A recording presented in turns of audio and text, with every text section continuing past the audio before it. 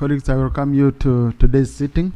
On Thursday, 27th.March 2025, the Minister of State for Finance, Planning and Economic Development in charge of general duties, Honorable Henry Musasizi, tabled a report indicating that government had revised the loan request to buy out UMEME. On 20th of March 2025, this House passed a resolution authorizing government to borrow euro equivalent of US dollars 190,988,556 from Stanbic for the UMEME limited buyout. This amount was conditioned to the confirmation of the actual monetary amount of UMEME's investment by the Auditor General.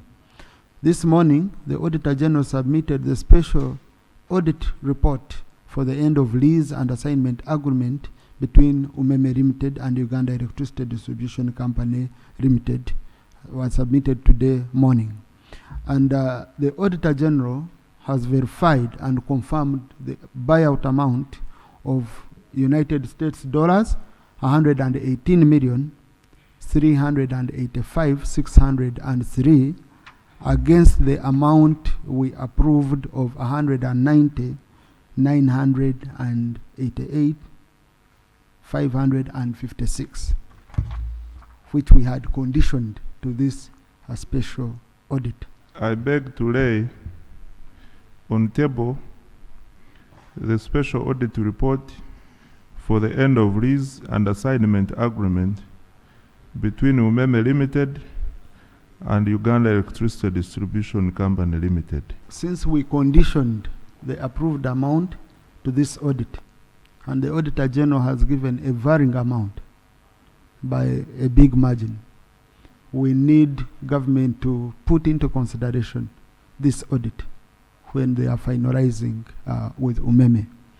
Therefore, this can only be done if this report is adopted by the House. We have never passed a report of the Auditor General we have not read. This, Mr. Speaker, is going to be the first in modern history of Parliament that a report can be read there and MPs pass it without even seeing it.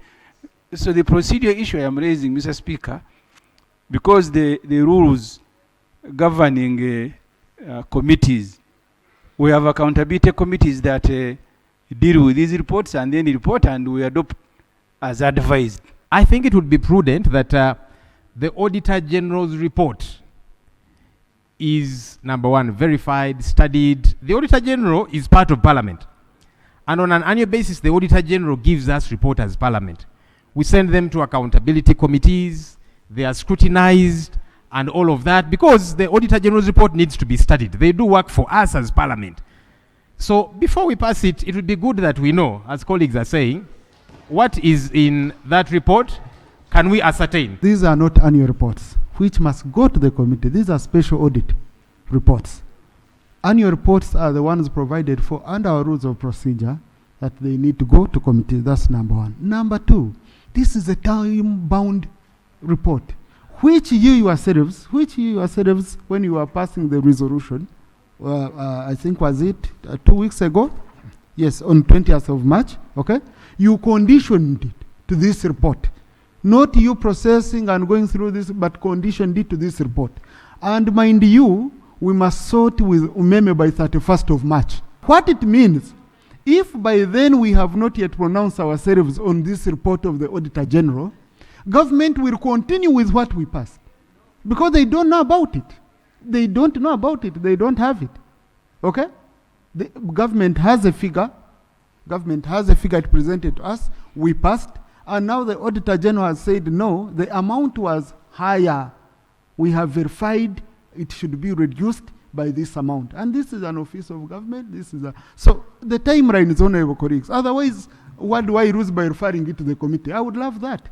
But now, if we are to beat the deadline of 31st of March, which is next Monday, that is in the contract, whereby if we don't settle by that timeline, UMEME will get a blank check. Government, Tanzania, Kenya, South Africa, are not stopped from implementing the report of Auditor General. In fact, in Tanzania, The government, once the report comes out, they implement and then report to Parliament as Parliament discusses.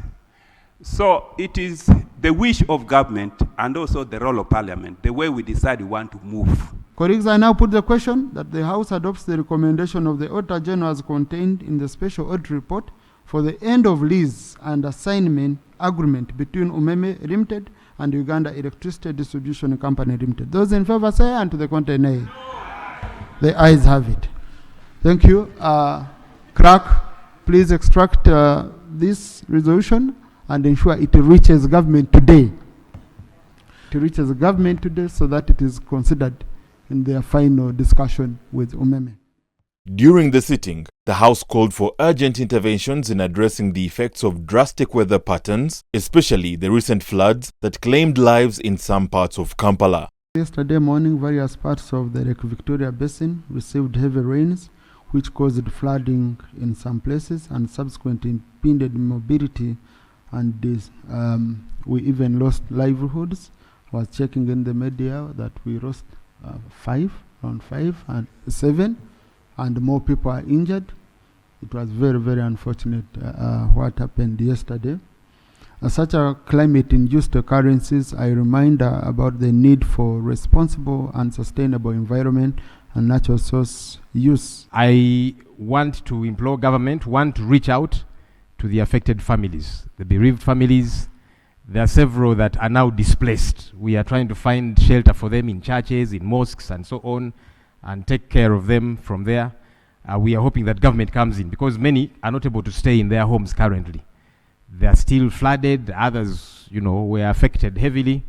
I hope that the Ministry of Disaster Preparedness, in conjunction with the Ministry of Kampala, Capital City Authority, will come in to intervene as quickly as they possibly can. The ministry in charge of KCCA, Office of the Prime Minister, and the agencies that do help us when such disasters occur are meeting in order for them to come up with the way forward on what the country is experiencing.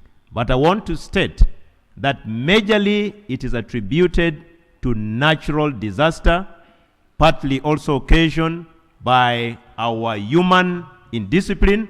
That is why we will continue experiencing this. But away from that immediate intervention, and I hope it will be immediate, Right Honourable Speaker, I think that government needs to update this House on what's happening to avert these happenings, because the causes are known. Poor drainage. We see buildings coming up in Kampala, every corner. There's different structures coming up. We don't know who approves them.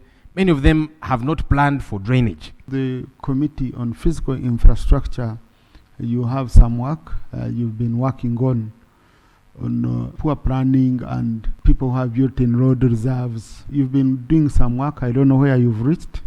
I hope you can interrogate this further when you're processing the Ministerial Policy Statement. In the sitting, government tabled before Parliament the Supplementary Appropriation Bill 2025 that aims at allocating up to 4.8 trillion shillings to critical priorities including defense, security and infrastructure. I beg to move that the Supplementary Appropriations Bill 2025 be read for the first time. The bill stands referred to the Committee on Budget, and given the strict timelines that we have, I want the committee to report back by 1st of May. We must look at the cost of every clause. How much money was it supposed to raise, or what is the implication on the budget? So that if we have clauses we drop, tax measures, proposed tax measures we drop, then we should go back to the budget and reconcile. Otherwise, we would be supplying air. You deny it, you stop a tax measure, then you continue giving the whole budget the way it is. So we have to be very cautious when we are processing. Honourable Henry Musasizi also tabled the Appropriation Bill 2025, highlighting a 40.7 trillion shillings budget for the 2025-2026 financial year, outlining significant investments across key sectors to drive economic growth and development. I beg to move a motion that the Appropriations Bill 2025 be read for the first time. The Appropriation Bill 2025. Thank you. The bill stands referred to the Committee on Budget, and I hope you're mindful of the timelines, so please ensure that you handle it expeditiously. House adjourned to 9th of April, 2 p.m.